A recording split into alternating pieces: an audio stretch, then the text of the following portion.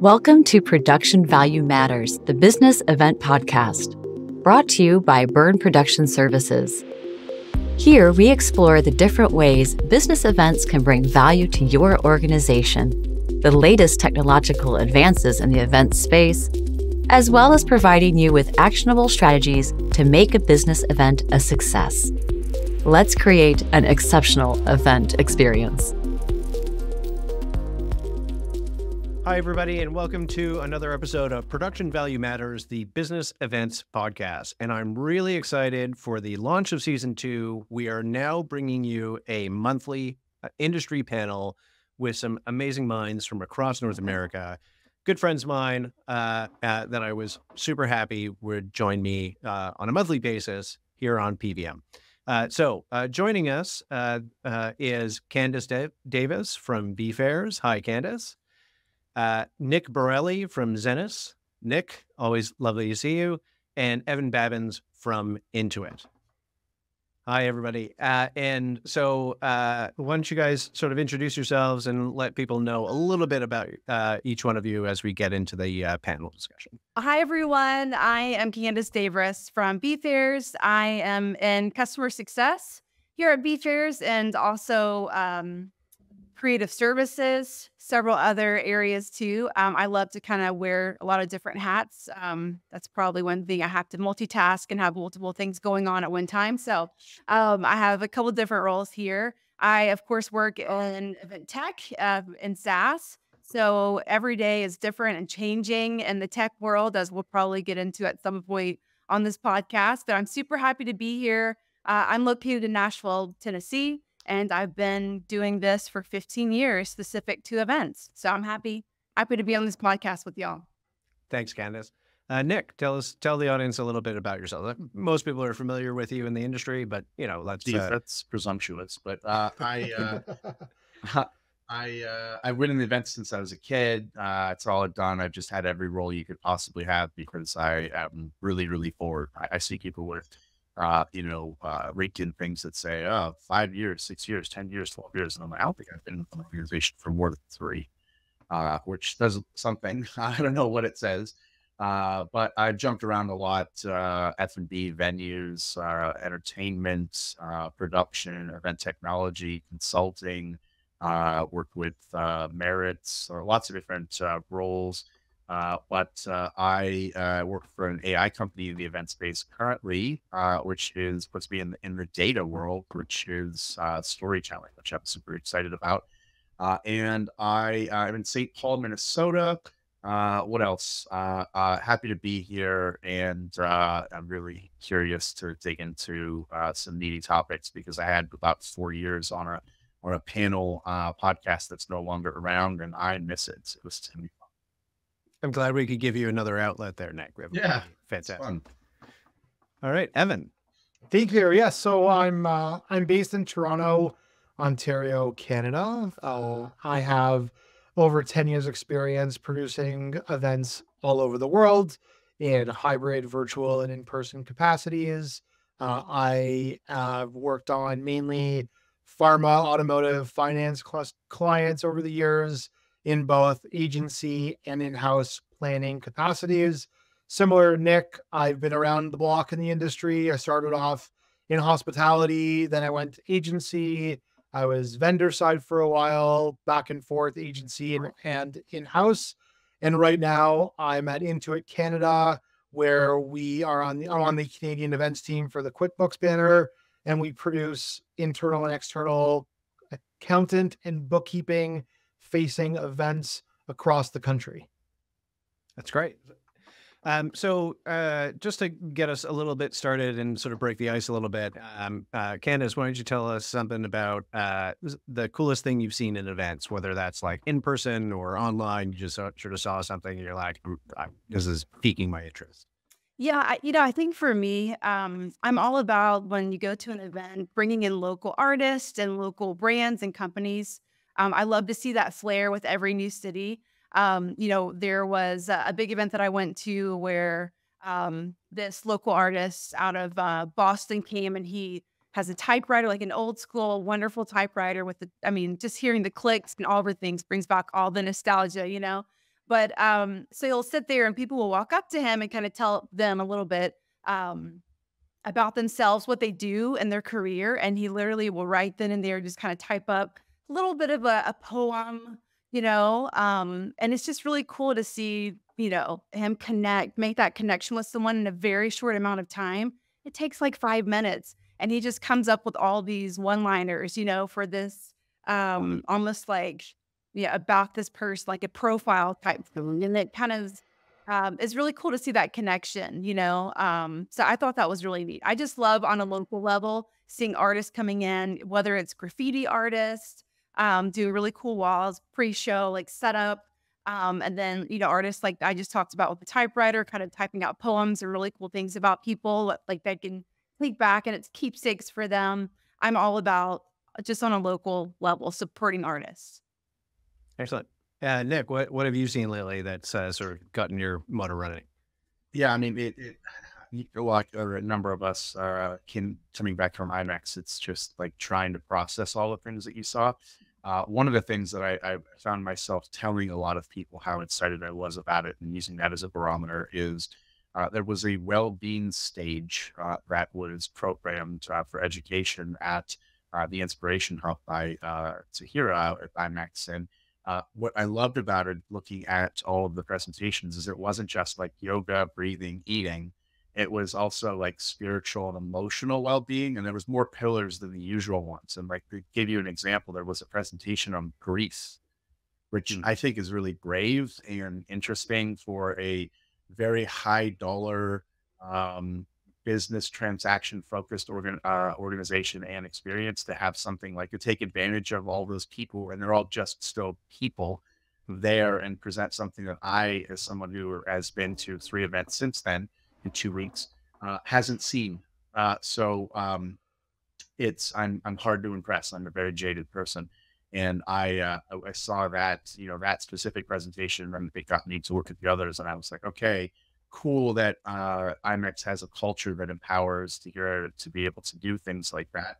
Number one, I think you can't do that without that. And then number two, for her to be able to, not just tick boxes and just sort of have performative education, where a show floor is really the star, to actually go, all out and to take risks. And so I love that stuff. Like, to me, especially with the topic later on, I think risk taking might show up again. And I'm super excited when I get to see people who are walking the walk and pushing the industry in a positive direction. Yeah, that's amazing. And Evan, what's exciting you lately? I'm going to go like the opposite side of that. I get really excited with production aspects of events. So from the napkin scribble to the build in person, that's sort of my magic moment. I saw on, I think it was on LinkedIn maybe, or maybe it was on Instagram somewhere, there was an event in Toronto actually a few weeks ago during TIFF, which is a Toronto International Film Festival. It happens at the beginning of September. And they took an entire venue and they 360 projection mapped the whole space, top to bottom, front to back, side to side. And when you do something like that and you do it well, which is the key here, you can really push bounds. You can really push the limits of what's possible in the sort of technology space and simultaneously in the content and experience spaces. And so being able to marry those two together is what gets me excited. It's what sort of starts my motor.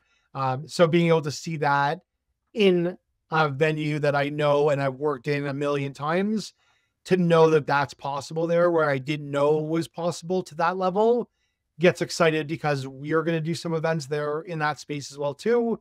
So it gets sort of the motor sort of juices flowing about how we can leverage what other people are doing and use it to our advantage in our event spaces and in our events that are coming up this year and into next year. Cool. My one this month is, like you, Evan, something I saw online, and I wish I had seen it in person. It would have been cooler, but they were, I like this because it's an interesting marrying of two existing technologies that can feel like they're a little bit overused. And I really love the fact that they use it in a more interesting way. that they used laser technology. So these are laser fixtures, you know, you need a little bit of haze in the room and a really intense light beam, and LED tile as their sort of main screen content. And they wanted to do a logo reveal. And it was a very tough brand. It was very sort of like steel and power and fire kind of brand.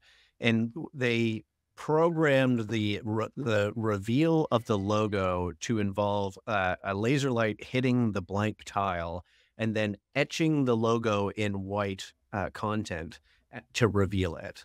And I thought that is really brilliant. You know, we see LED screens, we see laser lights at concerts all the time. That was a really creative use, and it's got me sort of excited to say, how can I use this? I really, and you know, this is, you know, business events to me are a marriage of creativity and business objectives, and so the creativity side means emulation, juxtaposition, and taking sort of a nebulous idea and blowing it up. I'm always one of these people who likes to go like, well, what if we could do that with like a whole room? So I'm waiting for that client to come by and be like, yeah, for sure. I have all the empathy in the world to try that. Okay. So I wanted to get into this month's big topic that we're going to talk about, which is the changing workforce in the events industry. Evan, you and I were both at Canadian Meetings and Events Expo a couple months ago now. Yeah. And there was a bunch of sessions in the main stage, and I think it was either Leanne or Heather, Leanne Calderwood or Heather Reed went up and started asking the crowd, like, hey, how long have you been in events? And, you know, somebody said like 20 years, and like 5 people raised their hand, and 10 years and maybe 15. But then she got to under 5, and 70% of the crowd raised their hand, which has been unprecedented, certainly in the time that I've been working, and I can assume everybody else here, because we've been in this industry for more than 5 years, most of us here. And so that really sort of tweaked out, how is the event industry and the workforce in the industry changing, and what does that mean? And so that's the main topic that we're going to talk about today. And so, you know, what do we all think? Like 70% is relatively new in this industry. Nick, what do you like? What does that bring? How do you feel about that? Yeah, I mean, there's a number of large North American surveys that all are showing a changing of guard, specifically post-COVID. So like that all tracks your experience. I've listened to partners that I have that have produced some pretty extensive survey work around currently. And the main thing that like it ends up creating a ripple effect is that so much of what we do is based on our experience and our leveraging our experience for expectations. So we say, no, people don't like this, or this won't work. This is what they want. And that's based on trial and error experience. And when you have a changing of guard, not only do they not know that, but guess who's also changing a guard? The attendees. So likely you're going to be able to, organizations are also seeing, other industries specifically, some more than others, are seeing a changing of guard as well. So more actually of a disruption to the events, the business events is the changing of guard of attendee behaviors.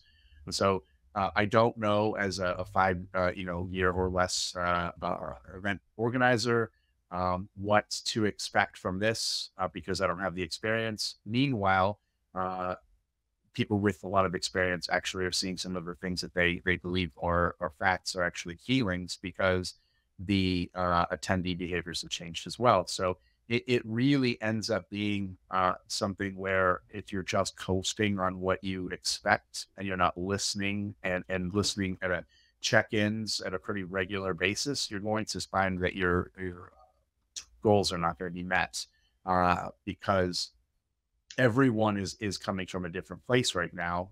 And then that's in the face of a lot of tech disruption that offers alternatives to other ways to, let's say, experience brand, to absorb content, So everything in events, we hear a lot of the idea of like wash, rinse, repeat.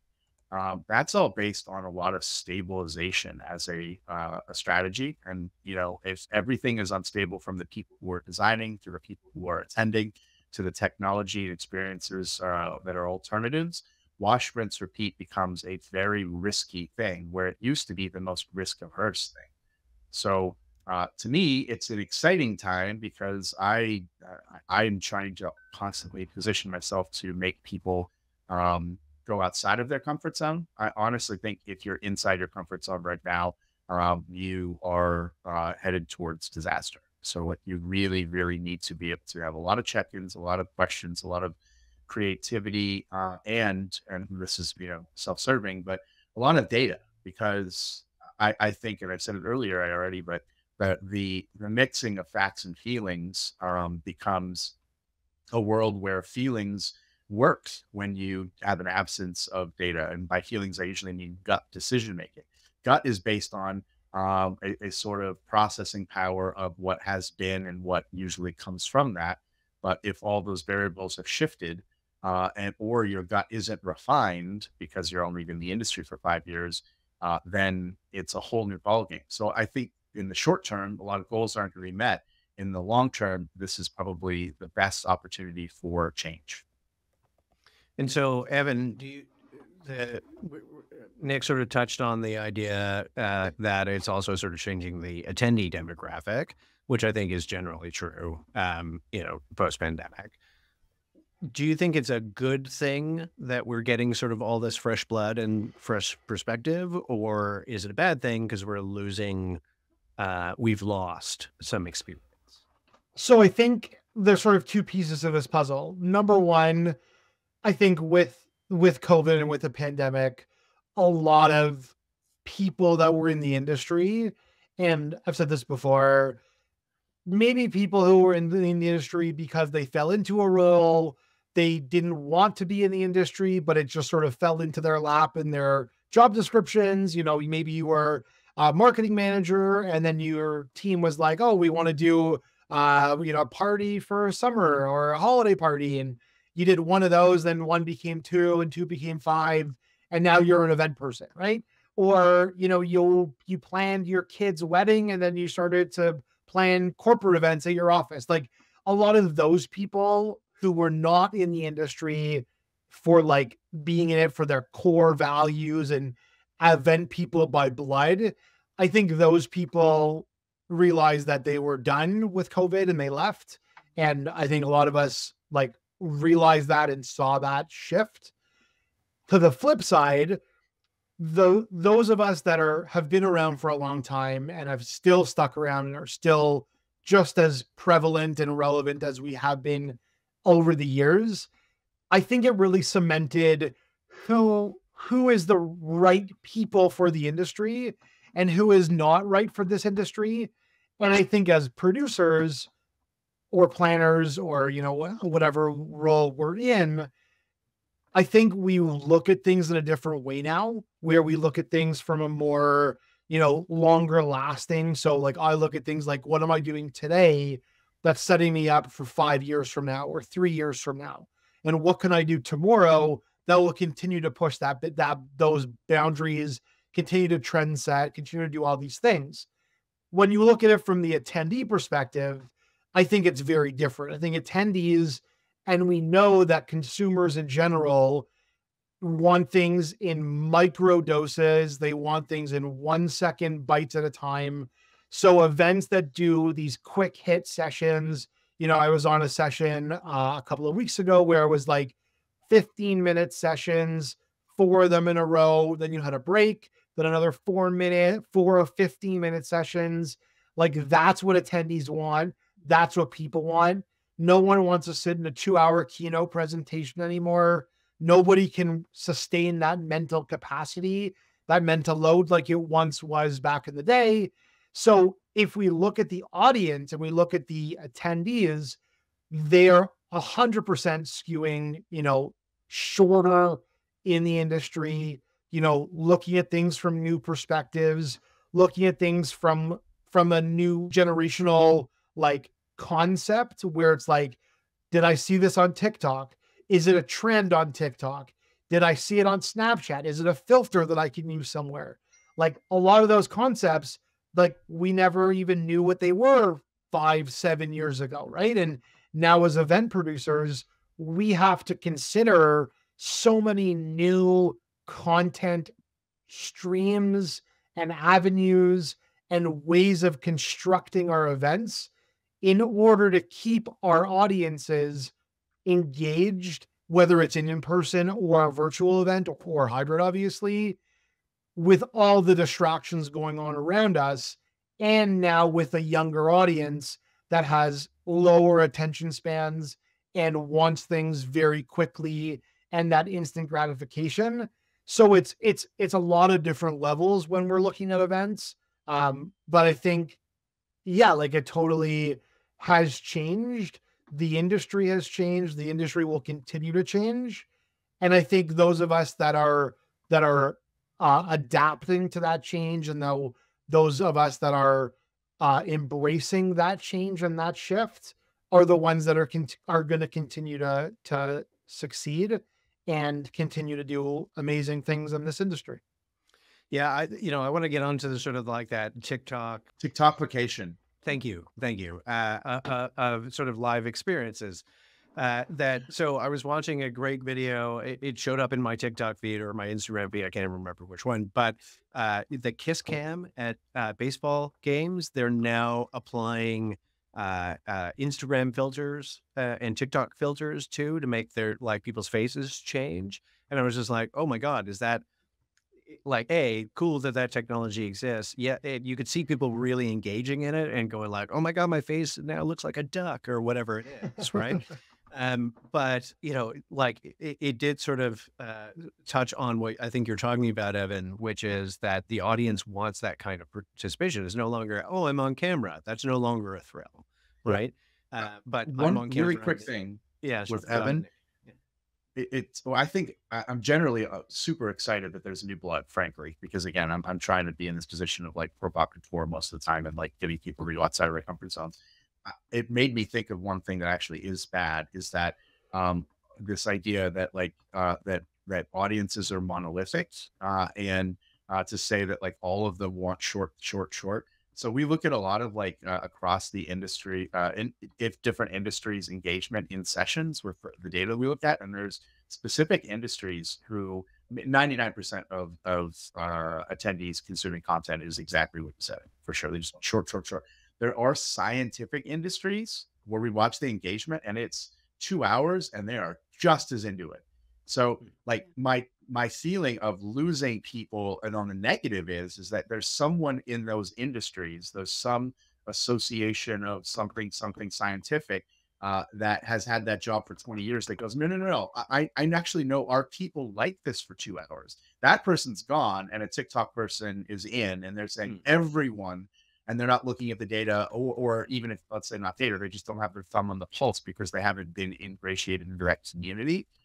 So like my fear is some of the like the history and empathy with the specific niche audiences and treating everybody the same. So like that's actually, I'm coming against my general feelings of this is good. Yeah. So if I can just sort of jump on that, like, yes, it's great that we're getting the new blood and the new thought process and we're getting rid of we've always done it this way. But there is some value to, we did it this way for a reason, right? Yeah. And I feel like as an industry, we may have lost some of that. Candice, I want to ask you about the workforce itself, right? That, and just sort of jumping on the TikToking of our culture that, and this pops up in, I'm sure everybody's feed, right? That, the 9 to 5, the quiet quitting, all of these trends that happened over the last sort of 3 to 4 years post-COVID, where it's maybe not aligned with what we would typically think of in an event company or event industry environment, where look, we all pull 16-hour days. Work-life balance has always been a challenge for this industry, and now we have a younger, sort of more unfamiliar cohort coming into the industry. And how are workforces adapting? How are employers, do you think, adapting to the fact that like you're really talented, you're really smart, but at you're one of those people who like sees 4:59, click over to 5 p.m., you Yeah. shut your laptop and you leave, kind of thing. Yeah. It's an interesting time in events. And like, y'all mentioned, people are leaving. The younger generation, Gen Z, is coming in and they are disrupting, I think, the events industry in the best way, in good ways, in ways that maybe make some people uncomfortable. Because I feel like they're the generation who they want to come in, they want more, flexibility with their job. They have better boundaries than some of us, because of that. They prioritize their mental health and self-care quite a bit more. They may take 1 or 2 days off a month just to, go for a spa day or, go travel or whatever it may be. I'm seeing it a lot, with this new generation coming in. And it's great because it's actually kind of helped me go, wow, okay, gosh, I probably should take a day off maybe before the end of the year, just to, you know, go for a nature walk or, go do something different that I haven't done this year for myself. And it's hard, being a parent, being a mom and events as well, full time. I'm so thankful to be remote, which helps so much. The flexibility is just unreal. And I think it's helped all of us kind of go seeing it from their viewpoint with the younger generation coming in and then prioritizing things that we didn't really prioritize when we were their age. And us kind of having to level set as well, but also adapt to the new workforce, and then you have people who are in their 50s and 60s who are kind of coming upon, retirement. And some have completely left, people in their 30s and their 40s. It's just, it's like a wild mix of things that have happened since the pandemic. And I really don't think we would be having this conversation today, this in depth about this topic, if the pandemic wouldn't have happened. That's kind of my view on this. It disrupted all of our lives to some capacity, and especially from a career perspective. It made me rethink a lot of things too. I mean, there were times where, 2020, 2021, even 22, I was thinking, do I just need to get out of the events industry? And am I kind of done here? It all just became too much as we were reprioritizing, just across the events industry, all the things that have happened, good, bad, in between.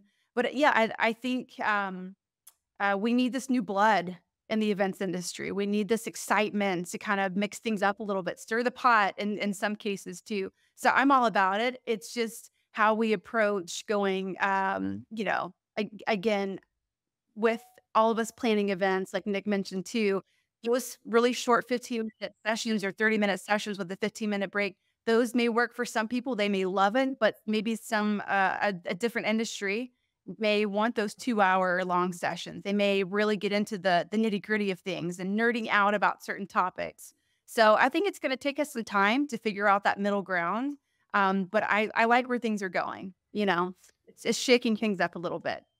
Like one of the things that we talked about is TikTok, but what we haven't talked about is like gaming, streaming, and podcasting, which are extremely long form.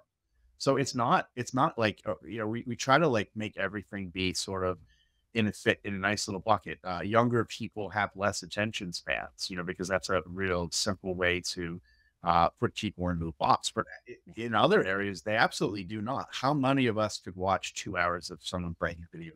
So everyone taps out of that experience, right? So we have less attention span with that content presented in that way, right? So it's not so much like they're goldfish that just can't conceive of it. It's just the fact that the content needs to take a different shape in order for it to be able to hold their attention. So there's nuance associated with this kind of stuff. And to me, the nuance is what's interesting, because that requires you to have a lot more empathy with different points of view. And then you find that there actually is a way to do that, but you have to be able to break things and like how a session would be done. Could you do a session that would be sort of taking on the attributes of a gamer streaming? Maybe, right? Like there's certainly audio visual elements that are like akin to that would view a second screen and an opportunity for them to engage with the person who's there. And maybe from a speaker procurement, you're talking about maybe more authenticity and more in the moment. And also two things happening at once, because there's probably a stream of ADHD that's also coming in with this generation that I definitely can attest to. So it really requires you, what the exciting part and the scary part both together with me is the idea that there's no stable ground anymore. We can't say this works.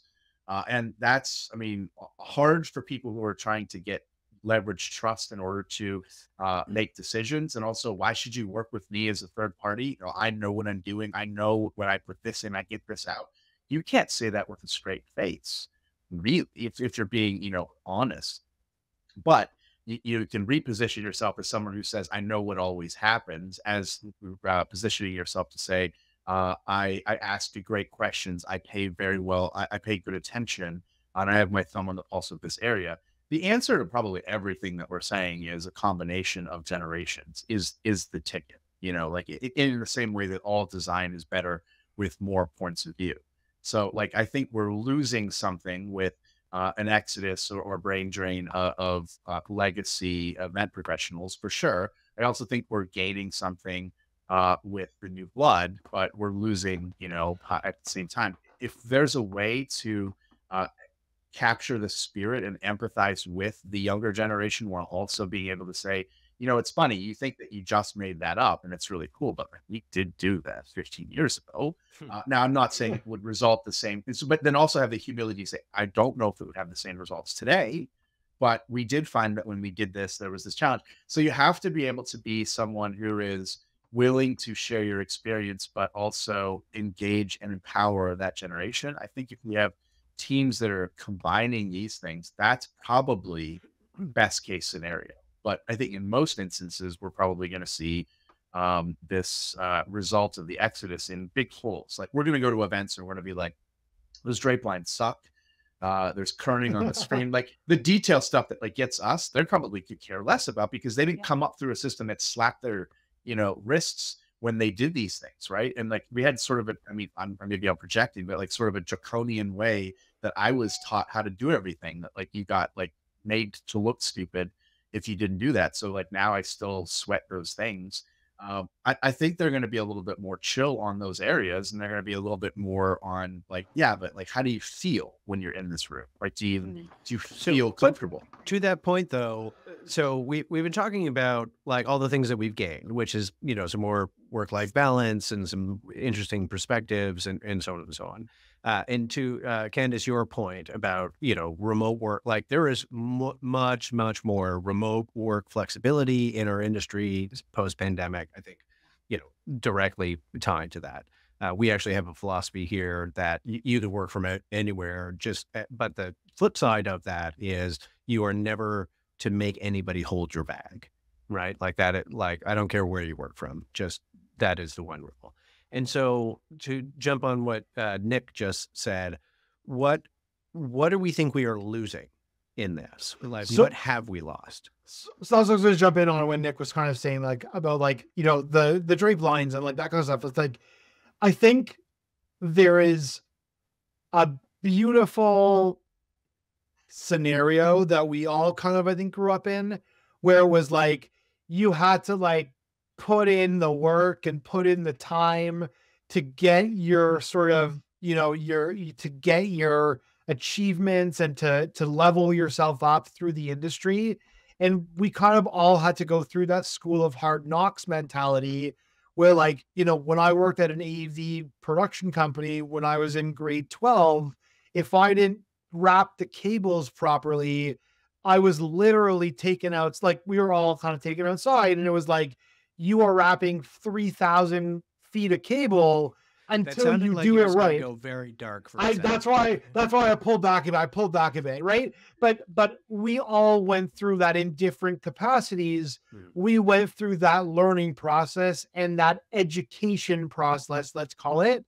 Whereas I don't think a 19, 20, 21-year-old event coordinator will go through that to the same extent. And a lot of people will say, well, that made us tougher and that give us more of a shell, and we can withstand more as the older generation of in the events world. And I think there's 100% validity in that statement, and I will stand by that statement. But on the flip side, I think people that are, and I don't want to say they're coasting in the ranks and coasting through the industry, because I don't think they're doing that. They're going through their own version of hard knocks in a very different way than we did. But I think when the two of those worlds can marry each other and can come together, you get, similar to this panel, you get many different skill sets that come together that can create excellence when you're working together. And I think we're going to see a lot of that in the next 5 years. I think from the vendor standpoint, so like hotel staff, venue people, to a certain extent, travel logistics, like that world, I think it's going to be a very different mentality of how things are booked, how they're negotiated, how we do contracting.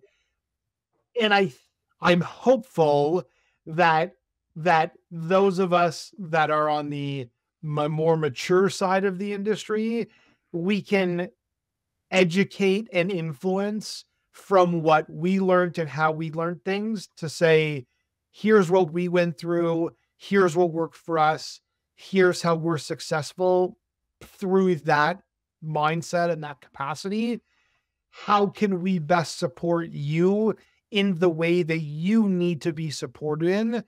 And as an event producer myself, if I'm working with a hotel to book a room block, let's say, and the hotel staff is a first year, brand new coordinator and has no idea about rooming lists and all these other things that go into it, how can I, as an event producer, help them level up and help them sort of, get up 1 or 2 steps that will, at the end of the day, make my event the best event it can be. So I think there's a lot of layers here. There's a lot of things we have to consider. And I can't even begin to put my mind in someone who's coming in the industry brand new today. I don't know if I could do it at this point. I think I had to go through it the way that we went through it, the way my brain and, my world worked.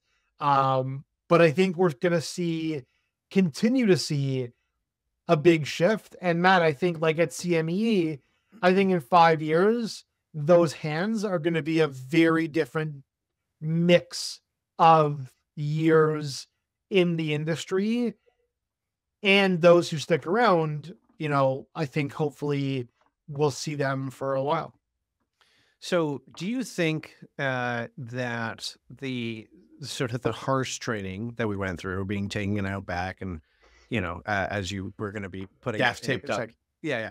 Look, I remember learning how to counterwind a cable, right? Which is vitally, like, it is a basic skill. And to this day, every once in a while, I run into a tech on site who is doing like an over the under on the arm. And I'm just like, oh my God, what are you doing? And I take the time and say, hey, here, let me teach you.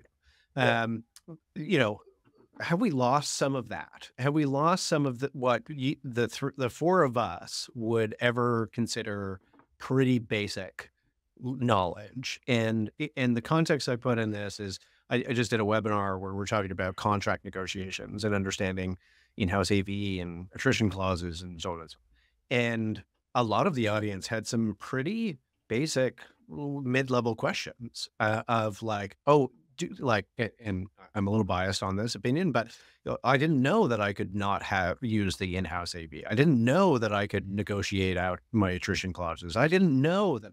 And I was like, oh my God, there's a massive knowledge gap. And what seems like being exploited too, by the way. Well, I mean, that's another episode, another panel.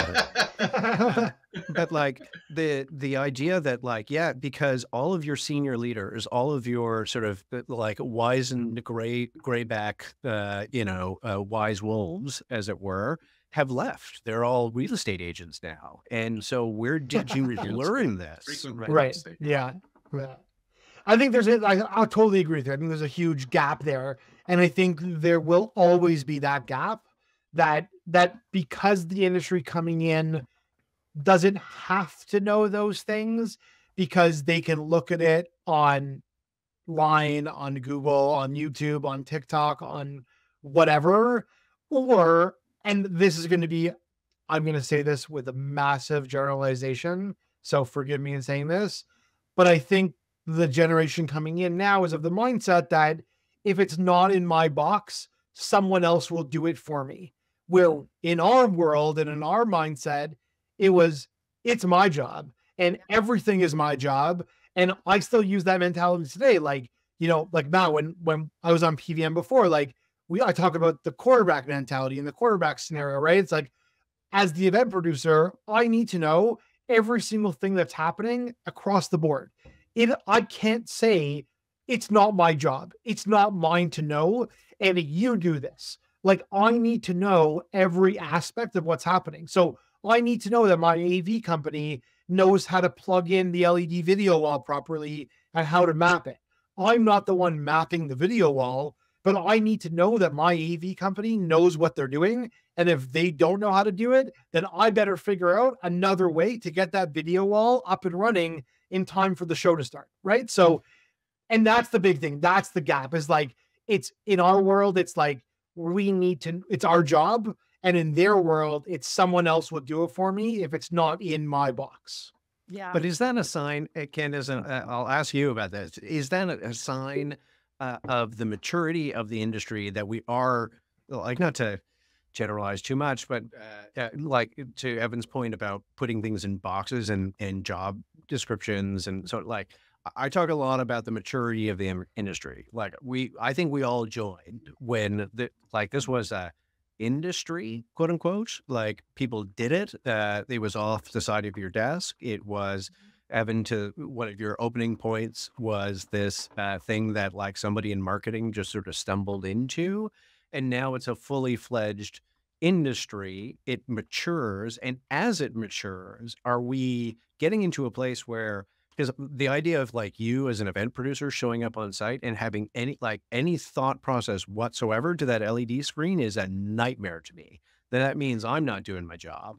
And because that's my job. And like the things that you do on site, which are extremely important and I respect and will give you all the tools necessary to help you with, I don't want to touch that with a 10-foot pole, because that is not my job. And I'm very happy to be a very, very specialized in what I'm doing. So Candice, are you seeing that same thing? And like, what are your thoughts on like, I love Evan's quarterback mentality, but at the same time, that's where that whole expression, like, don't make anybody hold your bag, right? If I'm making you hold my bag, then something's gone wrong.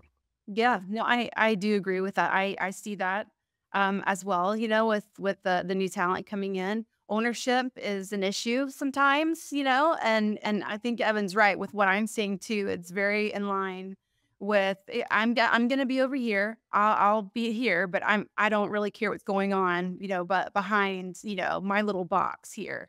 And I think ownership is an issue.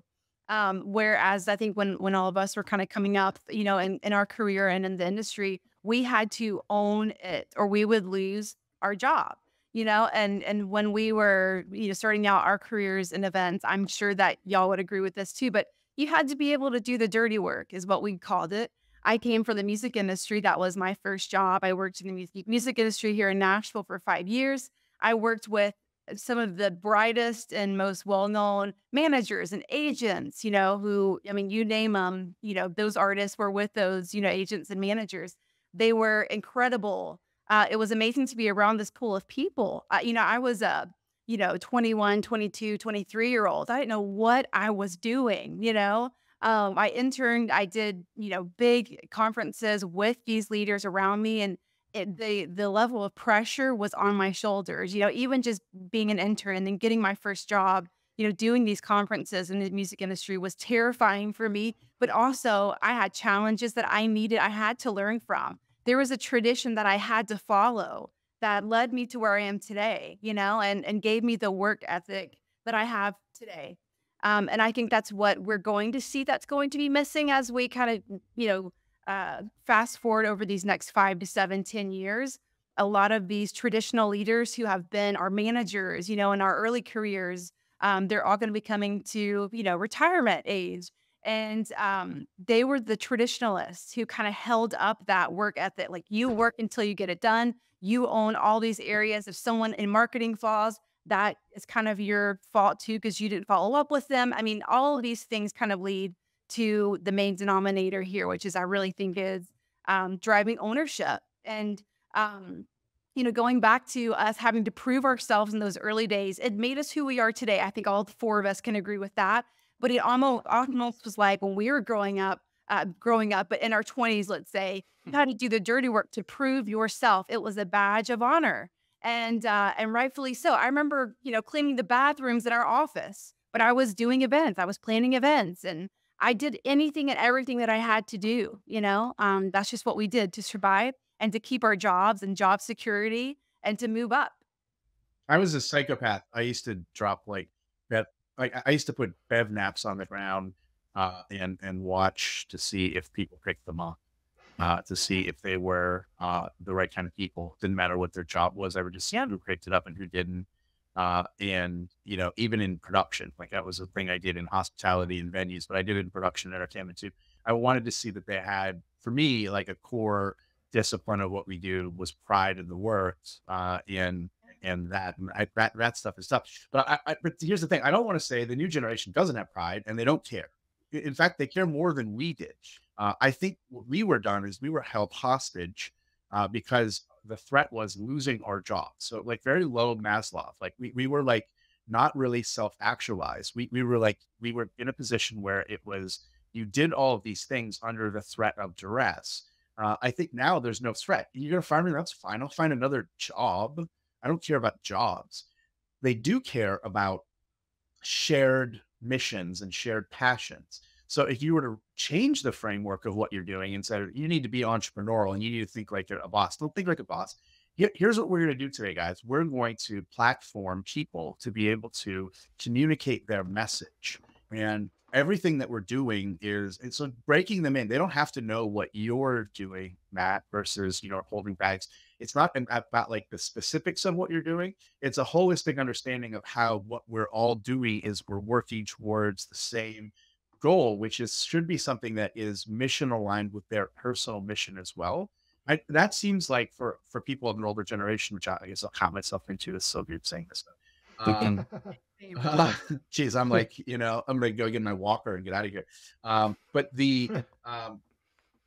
it's saying like, you have to kind of get out of your own stuff to say like, wait a minute, like, it's not about me. It's about like what we're trying to accomplish. And like, maybe I could just change my framework and I'll ultimately still be getting the same thing. Like we say, it is pride and it's the job and it's what's required. And they would say, I don't care about jobs. I don't care about that. I care about doing something that matters. But we actually also believe that what we're doing matters too. So if we were just to change the framework, you'd be say, look, we're all specialists, but let's have a conversation really quickly for us to all understand where our specialties overlap and where we're all going in the same direction. And the big picture of what we're actually accomplishing, a social good, bringing people together, like at that level, then they buy into it probably more than we bought into it, because we bought into it under fear or just like, the stick and not a lot of carrot. So, I don't know, like to me, like when it's working with multiple generations, it really just ends up being a lot of design thinking around empathizing with their position, and as opposed to saying this persona, because I do a lot of persona work, this persona doesn't care and this and that. When I get those kinds of things back from someone, I say, okay, what's the empathetic thing? But it's not that first off, no one doesn't care. What do they care about? Why don't they take this into account? So to me, it's just like, you can get what you want as opposed to writing people off if you're willing to change your approach. And changing your approach means that you'll still get the results you want. But it's a little bit of humility that comes from us, because I don't think the younger generation should have to go through what we did, frankly.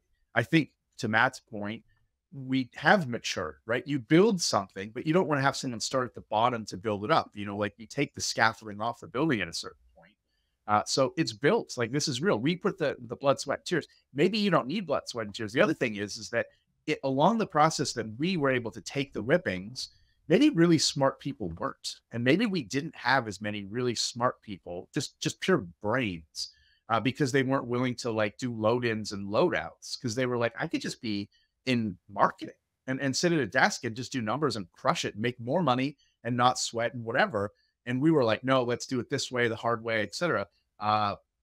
Maybe we lost a lot of smart people, or maybe we're at an opportunity where, just recontextualizing things, and not saying that they don't have to do this work, but with coming at it this way, we might attract more smart people. Because if I was really confident, really smart in 1996, and someone told me that I had to do 2 years of dishwashing and 3 years of expo and this much years of operations and this and that to get to sales, to get to market, I would be like, that sucks. If I had maybe more confidence and more smarts, maybe we had a bounce that we didn't even realize, and maybe we won't have that now because we built something. Like, we built something that we should take pride in that does attract really smart individuals around. So I think there's an upside to it as well. But I understand the friction, because I just did an event a couple of weeks ago and with an organizer, and I showed up and it was just the event from last night, everything just laying out. And I was a speaker, and I'm like, this is not going to do. And they're like, well, we were thinking about having it there. I'm like, well, there's pillars there. So I was just like, as every person who's ever been an event professional did, I started moving tables. And, like, that's how an event professional is in the room, when they start moving tables, right? They're like, no, this won't work. And I was just like, are you kidding me? And that person had been in that position for 6 months. And it was challenging, but I was just, I gave it some thought, and I'm like, hey, you want to do this with me? And I'll just kind of explain to you like why I'm doing what I'm doing, and you tell me if it makes sense. And like, in that way, I was doing that oral education that I received, not in, very organized information, or I just consumed on the job.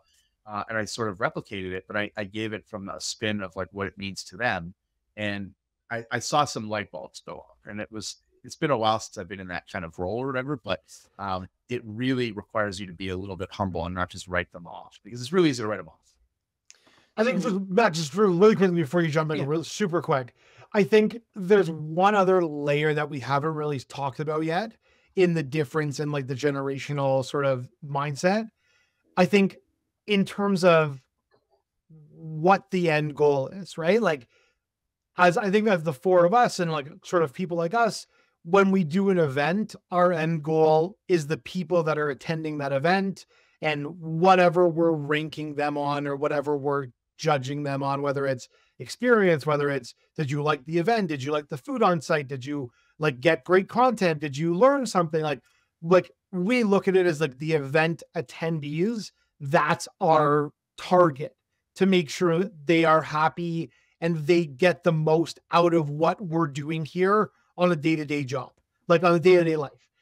I think people coming in the industry of the TikToking world, they look at the event, the same event that we just looked at, and they say, if I go on TikTok and I take a 30-second clip of this keynote speaker talking on the stage, how many millions of people on TikTok are going to see it? And that's my target. And that's what I'm looking for to make those people happy. And I think that's something that 5 years ago, I would have never even thought was even in the world of thinking. And in the last 2-3 years, and I will admit, I have been very late to the TikTok game. I have just started to dabble in on TikTok very, very quickly and very recently. But I don't even have it.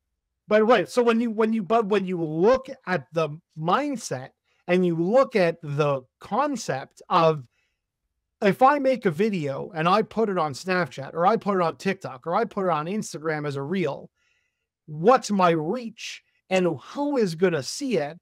And how far down the ripple am I looking to grow this 30-second clip? And, you look at something very simple, and like, I don't know if we're going to go into this or not in this month or other months, but you look at that girl who did like, I'm looking for a guy in finance and like whatever on TikTok. Girl. And then you're right. And then David Guetta somehow saw it and remixed the song. And now that girl is touring in Ibiza, where David Guetta plays a main stage DJ set, and she's on stage with him singing her 30-second clip song. That's a prime example of that. And when she made that video sitting on her couch, she was looking at, where am I going to be in 10 million views? Because that's the mindset of TikTok. Where if I was in that scenario, and I'm going to talk about myself personally, and I'm in events and I'm doing events every day, I look at it as like, what is my audience? My audience is people that are registered for that event. My audience is people that are coming to the event. Yes, we have social content, and yes, we put stuff on social media. We put things on LinkedIn, and we do recaps. We do recap videos, and that goes on YouTube, and people could see that, but that's not part of my strategy on a primary level.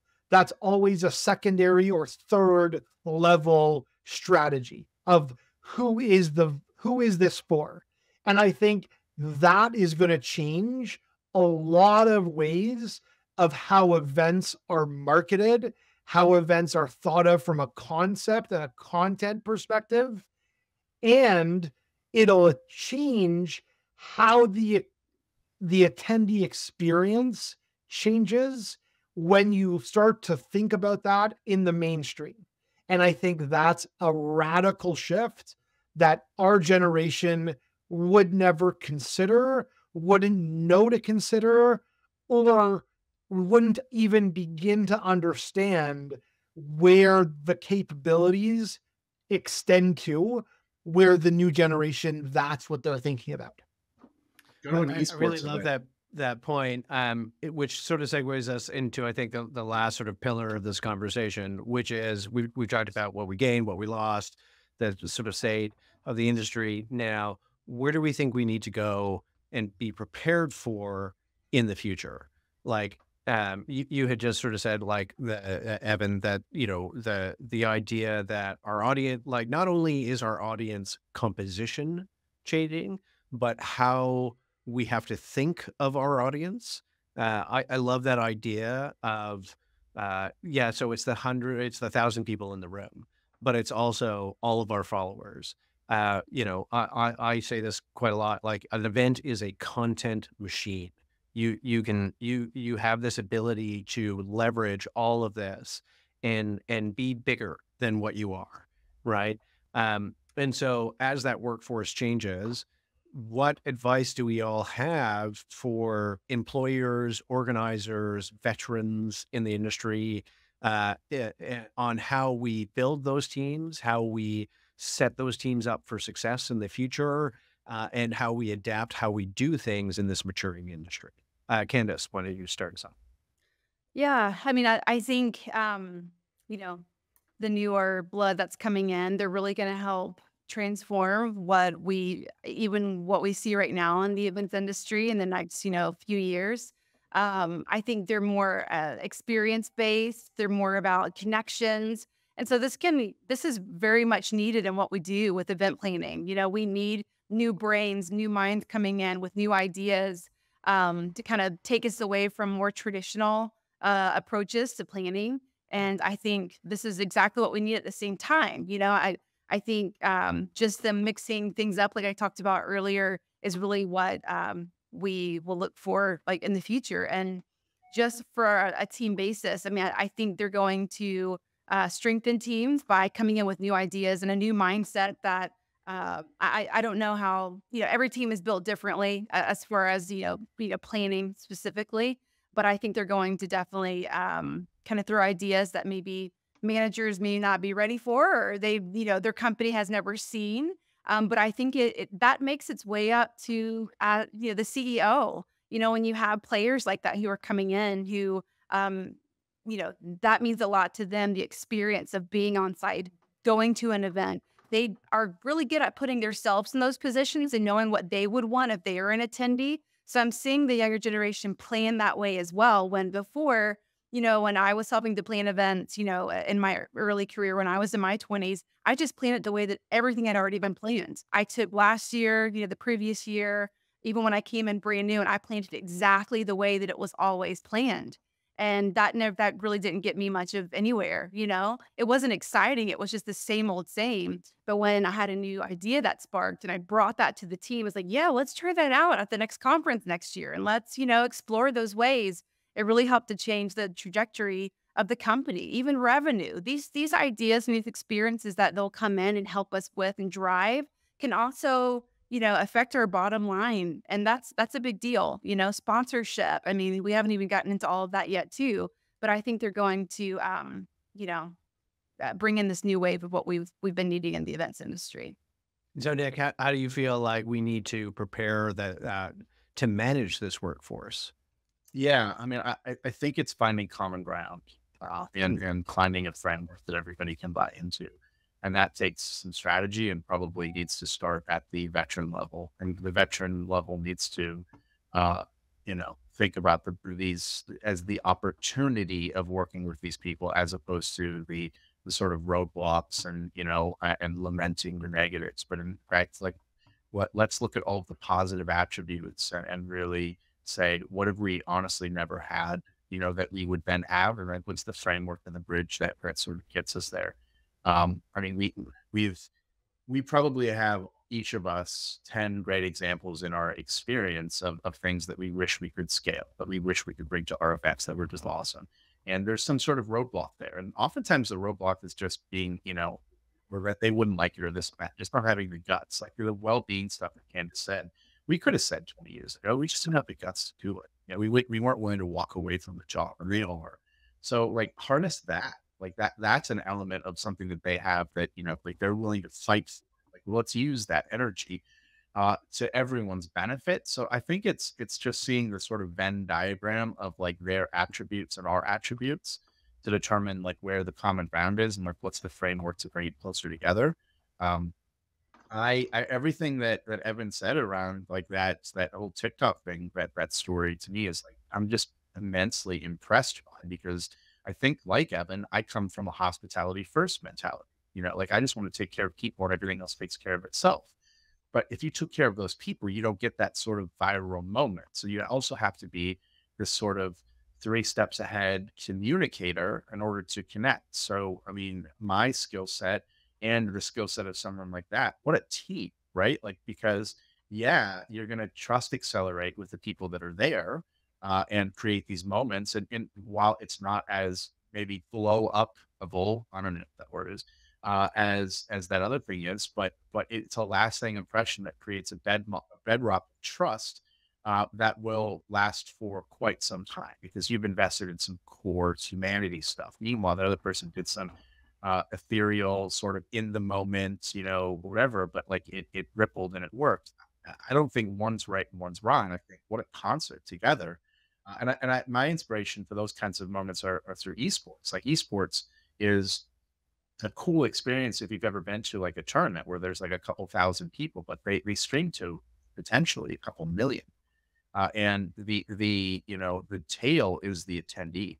The dog is the, consumer and streaming. So, but however, the energy that is created and the audience energy is an element that if you do that right, it's infectious and it comes through the screen. So they're working in tandem together, but it requires 2 different mindsets from 2 different perspectives. And if you do those things together, then you have the metrics for success. I mean, look, would you want to put on a 1,000-person event where you have like, let's call it like $600 or $700 per person budget, for those attendees, because really they're a prop for the millions that are watching? Absolutely. From an experience design standpoint, I get all of this budget and I'm producing an event that like is awesome and has all this cool production or whatever, and it's for like 100 people. You wouldn't even normally do that. You'd be in a gymnasium, but because so you get to do the cool experience thing, like us people, I guess, because we're partnered with these other people who know how to take that message and bring it to someone in China, so I think that like, if we work together, everyone gets what they want. But we have to be able to come up with the overlapping mission, vision, and values that not just saying this is what they are, but in fact, this is what yours are, this is what mine are, and let's see what we do create together that is our shared mission, vision, and values. And if you can design that, then you're going to inherently create events that have never been created before, and it's going to leverage both the experience and passion that you have, and the outside the box thinking that they have. Like I used to do a lot of hackathons. We would bring in college students and put one of them in each team as a wild card. And they would ask questions of the group saying, yeah, but why do you do it that way? Like, why do you do it that way? And they would just challenge. They were empowered to not take things for granted. And like, that's a superpower that we could really get in. Because if you're really open to listening to them, you'd be like, why do we do it that way? Right? We just do it that way because I got hit enough times that I do it that way. But like, if you're really honest with yourself and you're willing to take this as an inflection moment, I think we can bend and they can bend. And if we both bend, towards the same middle, then these are the events we want to do. And so, Evan, what are your sort of thoughts on how we, prepare for the future of this this changing workforce? To paraphrase a line from a superhero movie, with great content comes great responsibility. And I think that's true across the board. I think it's internal content. It's what are we doing on a day-to-day basis on our team, internally preparing for events. How are we getting there? What's the roadmap internally? It's content at events. It's who are we bringing to events? What are we trying to get across at events? Is it more business focused? Is it more education? Is it more entertainment? Are our events going to become concerts? Are they going to be, I watch, Tiny Desk concert series that NPR does on YouTube a lot. Like these were they started off as like very simple. You would have someone with a guitar come and play a set. And the last one they did was Justin Timberlake and his 26-piece band coming with all their instruments and doing a full-blown concert at Tiny Desk. So it's like, what's the content? What's the content? Where are we going with it? How is it getting where we want it to get? And then I think, to kind of tie it up in a bow, it's like kind of get on the train or get off. Like this is where we're going. This is where the industry is going, whether the four of us like it or not. If we want to stick around, like to a certain extent, like kind of Nick said, we got to bend, they have to bend, we all need to work together. And I think, like kind of, we've all sort of alluded to, it's like the best teams, the best events, the best, experiences are the sum of all parts. And it's, some people are going to be great at certain things than others, but when you're looking at it from like a building a team perspective, it's not about building people to what you want them to do today. It's about what am I going to bring? What is this person going to bring to this team that will set us up for 5 years from now? And, what is building a team look like now that will, like to Candice's point, like build a revenue, build your bottom line, build your sponsorship, capacity. Like if you're doing an event like IMAX, let's say, where there's 1,400 exhibitors at IMAX and you're on that team, it's like, what if I can bring an entire new set of vendors and exhibitors from a new part of the industry that you don't know about because I've seen them on TikTok or I've seen them, on Japanese Instagram reels, and they are not known in North America, but they need to be. And I'm going to bring them now, right? So it's like, we don't know the limits of what's out there, but it's out there. So it's about finding people who will find that information and package it in a way that will benefit us internally. And at the end of the day, will benefit our clients, our attendees, our guests at our events, and make them, I say this a lot, it's like your goal is to make someone feel different from when they walked in the room to when they walked out of the room.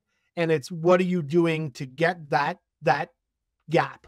And what are you doing? How are you delivering to make that change happen? And if that means finding three-legged juggler in Tokyo that we've never seen before, and that's going to push the envelope. It's out there. We just need to find it, and we just need to bring it to the right audience at the right time to make everything work together to create excellence. I love how Nick, I can see on camera right now, is now Googling. He's Googling. I literally made that up as I was talking, for the record. I really hope that exists, though. So I just want to share some final thoughts here that, look, I agree with you all that, like, we're seeing this change not only in how we execute the craft of what we do, and we're getting that perspective from this new cohort that is making up 70% of the workforce right now. And that is an amazing thing. I think we, as the industry matures, we are growing into some of the things that we have been helping our clients do for the last 20 years, which is build culture, listen to our teams, build better systems. And so that's kind of what I see in the future, that we are going to emulate our clients a little bit more than we have been over the last 20 years of this industry, where it used to be like two guys who started a company and figured it out on their own. And now we're like, no, I have I adhere to HR practices and accounting practices. You know, like, well, there was a lot of concept practices. Yeah. Another concept. We all probably have stories of stuff that would not fly probably for. Yeah. And I think that it is this cohort that is coming into the industry and saying, look, this looks exciting. I'm really interested in it. Maybe I came from a marketing background or hospitality background, and I'm discovering events. And we have this opportunity that 20 years ago, it was off the side of your desk. You're a marketing person, you're now doing these events. Now it's marketing people going, well, I'm kind of interested in this as a channel, I'm sick of doing TikTok, but I have all this knowledge of TikTok. How do I apply that? And there's an opportunity for us veterans and business owners and leaders of teams to leverage that and say, let me show you how you can do this. And if we set that up right, oh my God, is it going to be amazing. But unfortunately, we got to leave it at that because we're running out of time. So thank you, Candice, Nick, and Evan, for being on our inaugural season 2 panel. I hope you guys really enjoyed it, and I hope you'll be back next month.